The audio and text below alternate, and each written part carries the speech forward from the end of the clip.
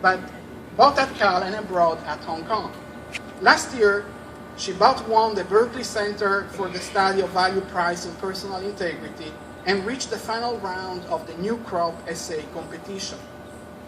She has been a URAP apprentice, and she has been a leader of the Undergraduate Philosophy Forum, which hosts events throughout the year and publishes the journal Harvest Moon.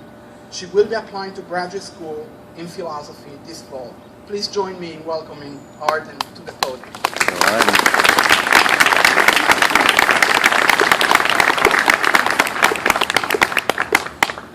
Thank you so much. First of all, I really want to say how grateful I am to be here right now and to have been here studying philosophy for the past 4 years. Sometimes I actually have to stop and think about how lucky I am. Philosophy, as we well know, is not the most practically oriented field.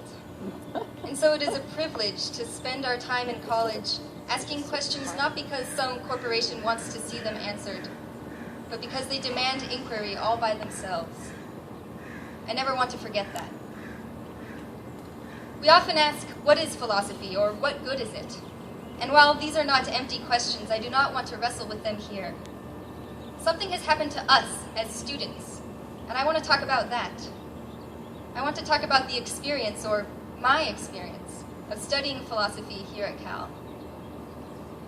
At that very grown-up feeling age of 18 when I started Berkeley, I had never experienced the merciless discipline of thought philosophy subjects you to. That didn't stop me, of course, from being convinced I had all kinds of metaphysical insights. For instance, under all this pretense of meaning and value, I was convinced there was a depressingly simple reality, just atoms in the void. And all this fluff, this embarrassing fanfare of life, an illusion we try in vain to wish into existence. Of course, everyone comes to philosophy differently, with different dogmas ingrained. Some undoubtedly came here with a sunnier worldview than mine. But we are all changed by our study in ways I believe transcend these differences, and which are born of the nature of a philosophical education. Part of this education is, as the old saying goes, a matter of being taught how to think in a particular way. Unlampshaded assumptions are intolerable, radical questions taken seriously, and the standards of argument raised so dramatically that as students, we often scramble to scale their heights. And I think it really is unique, this argumentative style, which gets inside your head, banishing or reorganizing your previously unruly thoughts until the way you process the world is changed for good. The hope, I suppose, is that this more rigorous way of thinking will enable us to better find the truth. Whether that's really what's happened to us, we may now begin to find out. At the same time, we are introduced to a canon of great debates, with thinkers populating the landscape, defending their positions, waging their wars. We get to know these characters and their arguments, and in so doing, we become gripped by questions which at least I just didn't think to be concerned with before, about things so mundane only philosophers would worry about them. How do words refer to objects? If I accept A, and I accept if A then B, why do I have to accept B? And then we are all amazed at how hard these questions are. This may be the nature of confronting challenges to our most basic practices. The more fundamental they are, the harder it seems it is to defend them without resorting to that adolescent stance of just insisting. It just is that way because it is. Finding ways to avoid this response is almost as hard as accepting it when there really is nothing else to say. And it's overwhelming. Of course, there's an excitement to it, hunting down enthymemes, making connections. There's that moment we all experience when our eyes widen, when a radically different possibility suddenly seems, well, possible. It shakes you. Or when something you were sure was true begins to seem like a self-justifying farce. Or worse, incomprehensible. I am often driven in this moment to squeeze my eyes shut, to get up, to walk away for at least a little while. Because although revelation is exhilarating, it is frightening too. An entire world of possibilities can open up, demand to be thought of, or be closed off, leaving you absolutely stranded. This is the point when I usually go get a snack.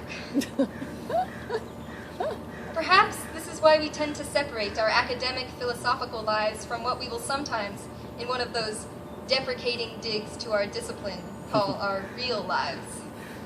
It is as if we cannot live with the way we think in the classroom or on the page because of its potential to throw us into such a radically unsure place, to unsettle us, even to immobilize us. We think we need to be myopic just to make it through the day. But still, I think we should resist this divide and bring philosophy home, even when it threatens to shake us. Sometimes this can even give us hope. All that nihilistic certainty I had at 18 has since been undermined by philosophical questioning. I was cocky then, but I was not happy with my knowledge that the world was a meaningless place. Philosophy promised to unmask my pretensions, and it has. It has given me reasons, if there are such things as reasons, to doubt my sureness. In this way, we learn from philosophy by being made a fool in front of it. The hope is that it can also re-educate us. That's the real challenge, of course, the dreaded positive project. As we've discovered, it is much easier to poke holes in theories than to articulate and defend a picture of the way things really are. And so far, I am left with that unsettling feeling of not yet having found such a picture, and some doubt as to if I ever will. But this unsettled feeling, I suspect, is a feature of our discipline, not a bug. Of course, if we go on to do more philosophy, and even more so if we don't, we may become more sure about what we think is so. Perhaps because we think we can defend our beliefs with greater rigor. Perhaps because we no longer choose to try. But I fear that crystallization. I believe we should never quite leave the unsettled feeling behind, which, at least for me, has been so central. Being unsettled, being unsure, and disturbed by this unsureness is a way of starting philosophy, maybe the only way. For me, it is both what it feels like to do philosophy and what makes the radical and critical thought it demands possible. It drives inquiry, and I believe it makes us better. And so, if we can find a way to live with our eyes wide open in the face of this disquiet, we may be enabled, even compelled, to exchange those banal comforts of certainty for the exhilarating, the unnerving, and perhaps even the meaningful search for an unknown truth. Thank you.